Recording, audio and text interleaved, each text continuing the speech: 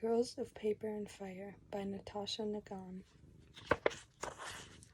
To Alex, this book is about brave, brilliant girls, and you are one of the bravest, most brilliant there is. Thank you, always. Casts.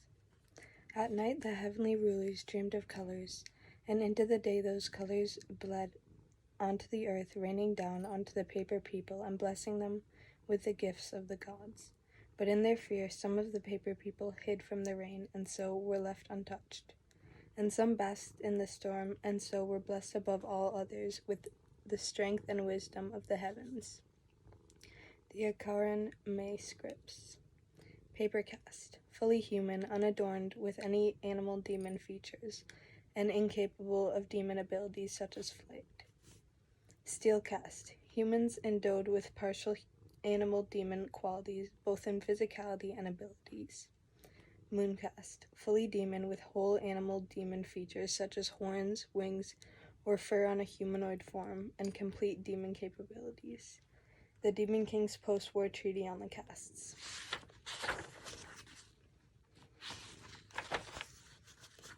There is a tradition in our kingdom, one all castes of demon and human follow. We call it the birth blessing. It is such an old, deep-rooted custom that it's said even our gods themselves practice it when they bore our race onto the earth. When babies die before their first year, there are whispers like leaves fluttering darkly on the wind. The ceremony was performed too late. The parents must have spoken during it. The shaman who executed the blessing was unskilled, a fake. Coming from the lowest caste, paper caste, fully human, my parents had to save for the full 9 months after the news of my mother's pregnancy. Though I've never seen a birth blessing ceremony, I've imagined my own so many times that it feels almost like a memory or some half-remembered dream.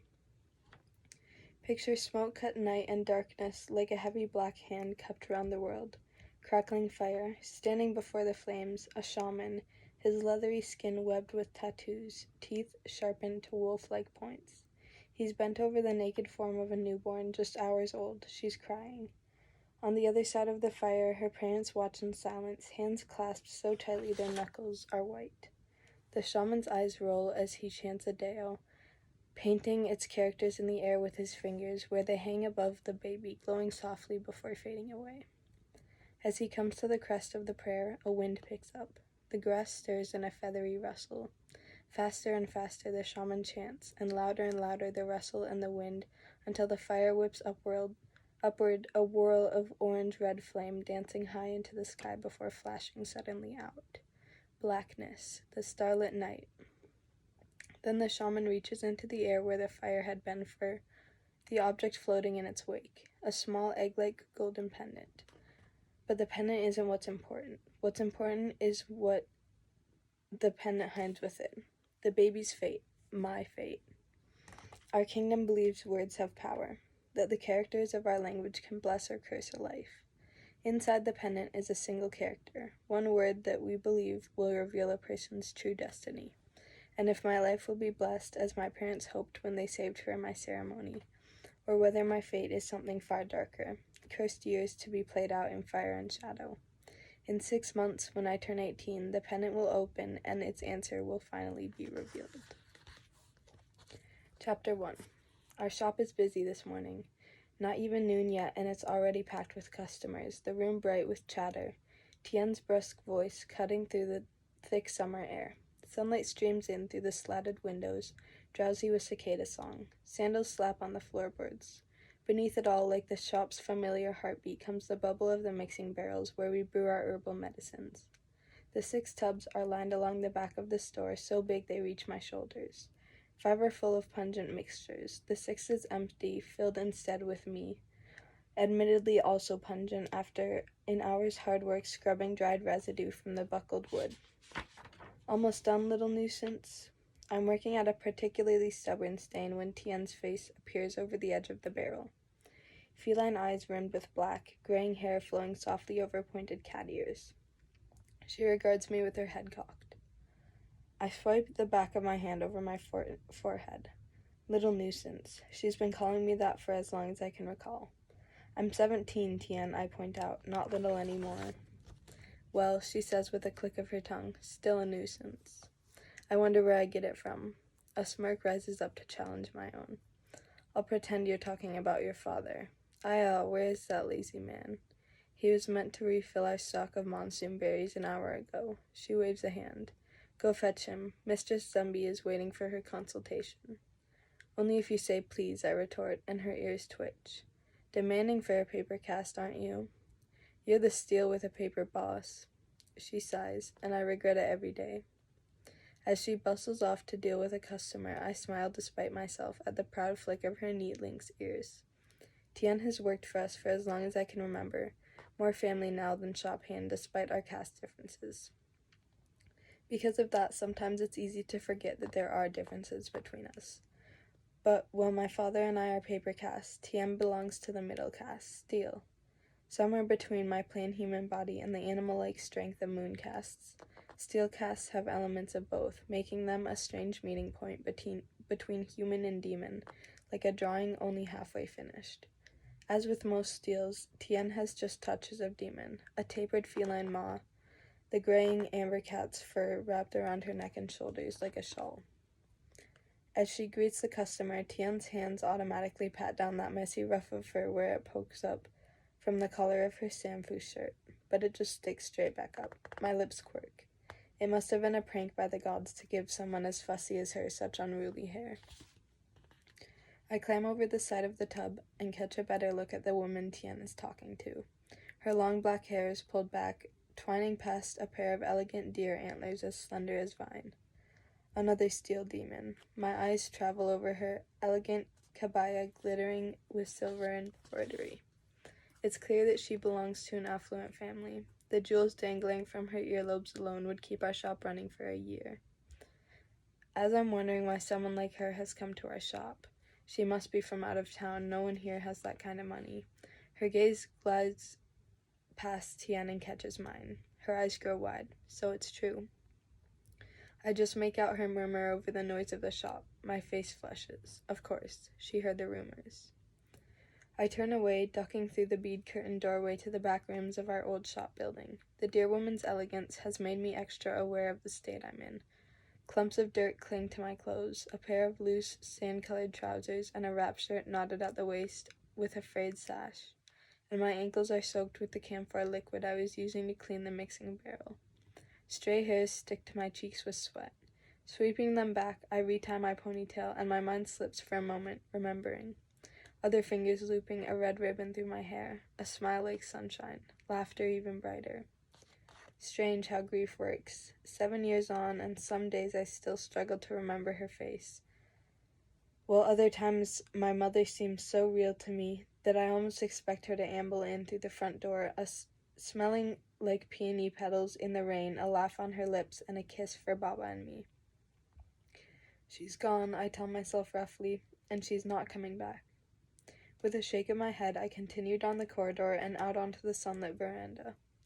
Our garden is narrow and long, bordered by a mossy wall. An old fig tree dapples the grass with shade. The summer warmth heightens the fragrances of our herb plot, the tangled patchwork of plants running down the center of the garden, familiar scents rising from it to tease my nose. Chrysanthemum, sage, ginger. Charms threaded along wire to keep the birds away, charm in the breeze. A cheerful-sounding bark draws my attention. My father is crouched in the grass a few feet away. Bayo wriggles happily at his toes as my father scratches the little dog's belly and feeds him scraps of dried mango, his favorite treat. At my footsteps, my father quickly hides the fruit behind his back. Bayo lets out an indignant bark. Bouncing up, he snatches the last piece of mango from my father's fingers before running to me, stubbed tail wagging victoriously. I squat down, fingers finding the sensitive spot behind his ear to tickle.